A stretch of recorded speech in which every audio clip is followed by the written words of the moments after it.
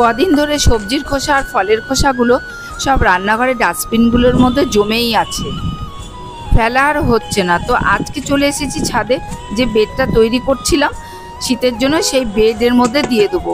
আর নিচে কিন্তু এই বেডটার নিচে কিছু মাটিও রয়েছে, এবার দিয়ে দেবো কিছু বালি। আর এখানে যে লিকুইড সারটা তৈরি হয়েছে এটা দিয়ে দেবো পেঁপে গাছের তলায়। আর ওদিকে মূলো খাওয়া হয়েছিল, সেই মূলের ডগগুলো আমি কেটে রেখে দিয়েছিলাম, সেই ডগগুলো আমি এখন বসিয়ে দেবো গাছের, মানে মাটি খুঁড়ে বসিয়ে দেবো।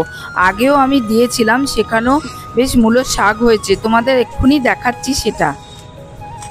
আসলে আমি কোনো বাড়িতে কোনো আবর্জনা বা কিছুই নষ্ট করি না, যা কিছু আমার জমে সেগুলো আমি সব বেডের মধ্যে জমা করি সার তৈরি হওয়ার জন্য। আর এদিকে দেখো মূলোর কি সুন্দর মূলোর শাক হয়েছে, যেটা আগে তোমাদের বলেছিলাম আমি এইভাবে মূলোর শাক বসিয়ে